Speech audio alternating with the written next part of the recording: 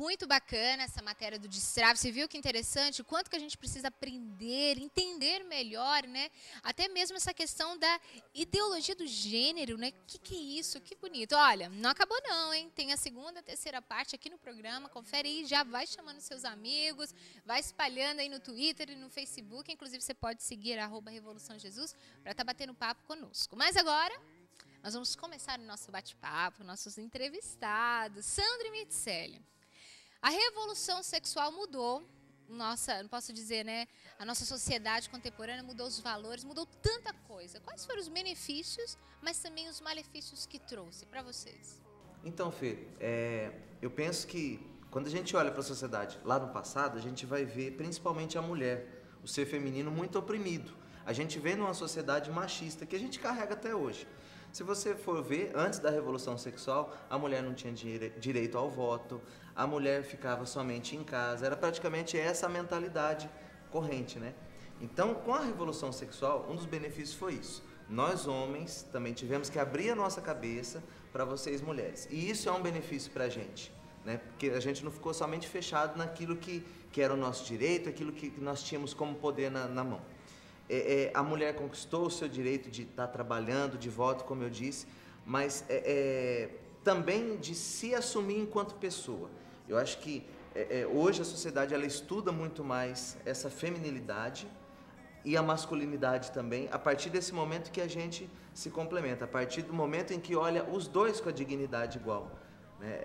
Hoje você vê até o nosso companheirismo dentro de um lar é muito mais aberto. Hoje um rapaz ir para a cozinha, ajudar a sua esposa a lavar uma louça, aprender a cozinhar. Eu digo por mim, eu adoro cozinhar, né?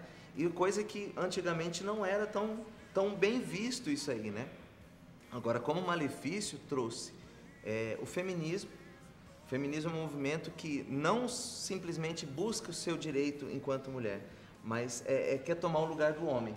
Então fica aquela briga, né? A gente fica se agredindo, muitas vezes psicologicamente.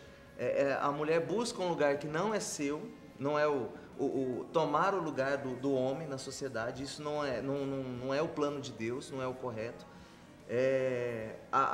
Também deu uma liberdade, vamos dizer, não é nem liberdade, mas uma libertinagem sexual. Hoje tudo, a gente vê desde propaganda de cerveja, tudo, o sexo tornou-se um comércio, né? Essa mentalidade de que o prazer do corpo é o status máximo de felicidade. Essa felicidade que o Cassiano estava falando agora há pouco, né? Felicidade em Deus, ela não é mais tão visualizada, tão mais contemplada pelo ser humano. Passou-se a enxergar que o que tem valor hoje para a sociedade é aquele prazer momentâneo, é a farra, é a festa, é o sexo. Então isso é o maior malefício que essa revolução sexual veio trazer hoje. E eu me recordei também porque digamos assim, uma das pessoas que estiveram à frente desse feminismo radical, como nós sabemos, é Beth Friedan. E ela escreveu um livro chamado A Mística do Corpo. Nesse livro, e aí o Sandro entrou na parte dos malefícios, ela vai, digamos assim, representar aquilo que foram esses malefícios, no sentido de considerar a maternidade da mulher, que é algo que faz parte da sua essência, como algo completamente negativo, como algo que a diminuiria. Então, assim, beleza, a mulher conseguiu o direito ao voto, conseguiu o seu espaço na vida pública, conseguiu o seu espaço no mercado de trabalho, isso é positivo. Inclusive, a própria igreja vê isso como positivo.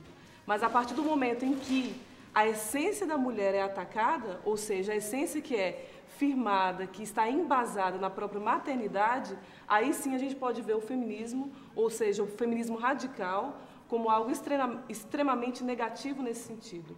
Então, eu até me recordei, no momento que o Sandro falava, da Familiares Consórcio de João Paulo II, em que ele afirma o seguinte, que a mulher, ela pode sim ter o seu espaço no mercado de trabalho, como eu dizia anteriormente, desde que o fato dela também optar por estar em casa, junto aos seus filhos, junto ao seu marido, desenvolvendo as suas tarefas domésticas, que isso não leve a ser considerado inferior. Então, olha só como a sociedade que acolheu esse feminismo radical, que acolheu essa mentalidade, acabou deturpando aquilo que é a própria essência da mulher, que lá na criação nós podemos ver que ela foi ali entregue ao homem para que fosse um auxílio para ele, para que ela também fosse geradora de uma nova humanidade, para que ela fosse geradora de vida. Então, a partir do momento em que a mulher ataca a própria vida, a partir do momento que ela ataca a própria capacidade de gerar, aí sim se torna um malefício, se torna um risco grande para a própria mulher e para a própria sociedade. É interessante, Mirth, que quando a gente vai ver algumas revistas de grande circulação no país, quando elas abordam o tema, por mais que a mulher tenha conseguido o seu espaço no mercado de trabalho, a gente vê hoje muitas mulheres com cargos de chefia, com altos cargos. Mas eu vi matéria em 2 das grandes revistas do país, de circulação do país, que a mulher, na hora de optar pela maternidade, isso que a Mirth falava, essa essência da mulher, ela abria mão desse alto cargo por decisão pessoal. Ela abria mão por quê? Em favor dos filhos. Em favor dos filhos. Uma outra revista também, ela vai fazer uma pesquisa dizendo que quando a família tem muito bem dividido o papel da mulher, da mãe e o papel do pai dentro de casa, os filhos crescem psicologicamente mais saudáveis. Eles vão saber lidar melhor com a vida. Por quê? Porque vê esse exemplo do papel de cada um dentro de casa.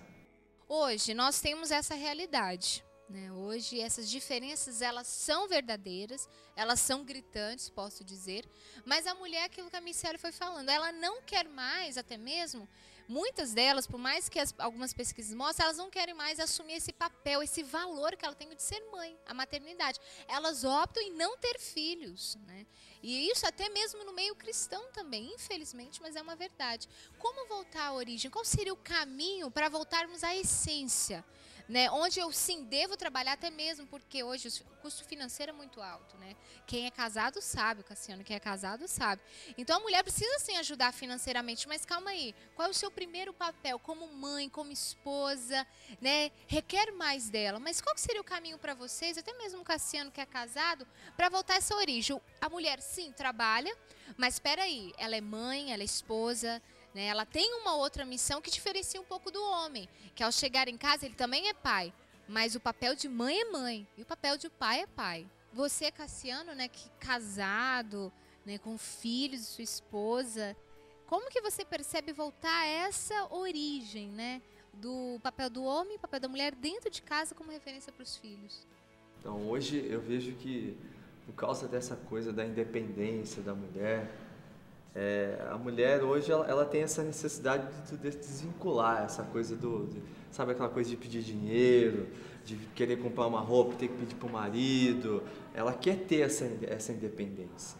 Hoje eu percebo isso, né, que ela tem essa necessidade de ter o seu dinheiro, de ter as suas coisas, independente de coisa. Mas, por outro lado, como a gente já estava partilhando, aí a gente acaba tendo que sacrificar, né, os filhos, deixando os filhos muitas vezes numa instituição, numa escola, ou terceirizando, colocando a educação dos nossos filhos para uma outra pessoa que não tenha, entre aspas, a responsabilidade de formá-los da melhor maneira possível.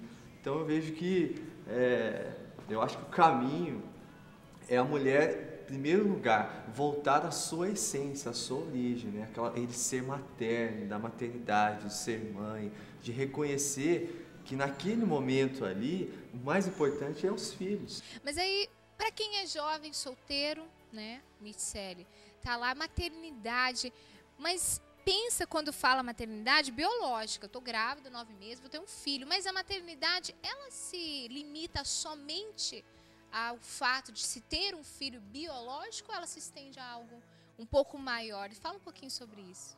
Fernanda, a maternidade não é algo que se expressa somente quando a mulher é capaz de gerar, biologicamente falando. Eu lembrei-me no momento em que você falava, que o Cassiano falava também, das palavras do bispo Fulton Sheen. Ele é um bispo americano que é considerado o grande comunicador do século XX, ele é venerável, inclusive. Ele diz que não pode ser concebida uma religião sem maternidade. A maternidade que se manifesta na virgindade, pelo reino dos céus, a maternidade que se manifesta na mãe que opta pelo matrimônio, na mulher que opta pelo matrimônio, que tem a graça de gerar filhos, de gerar novos cristãos. E a partir dessa afirmação de Fulton Sheen, eu também me recordo do cardeal Joseph Ratzinger, nosso querido Papa Bento XVI, que fala justamente dessa nova visão antropológica que nós precisamos desenvolver. Em que sentido? No sentido de realmente sabermos qual é o papel da mulher e qual é o papel do homem. A partir disso, o jovem, a jovem que pretende, que tende para o matrimônio, ou até mesmo para uma vocação sacerdotal, ou até mesmo para uma vocação na vida religiosa, na qual oferece toda a sua sexualidade ao próprio Senhor, à igreja, ali ele consegue ver que a sua sexualidade ela é, antes de tudo, um dom. Independente de que sejam gerados filhos ou não. Então, eu sou materna quando eu cuido de uma planta, eu sou materna quando eu observo quem está do meu lado no meu trabalho e, de repente, está passando um momento difícil, ali eu consigo amparar aquela pessoa com os meus conselhos, com as minhas palavras. Então, essa minha maternidade vai além do meu próprio organismo, além da própria anatomia, além da minha própria, digamos assim, além do meu próprio equilíbrio biológico que me possibilita a tal. Mas essa maternidade me convida também a ser um auxílio para o homem, a ser um auxílio para a humanidade, a ser, digamos assim, aquilo que Bento XVI também fala, que a mulher ela é capaz de humanizar.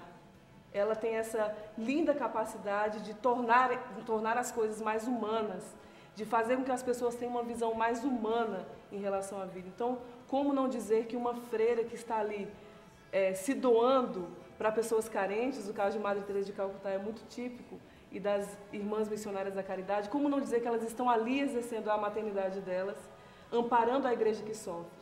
Então, a maternidade é muito mais do que a gente imagina. A maternidade, ela engloba toda a essência, toda a capacidade de amar da própria mulher.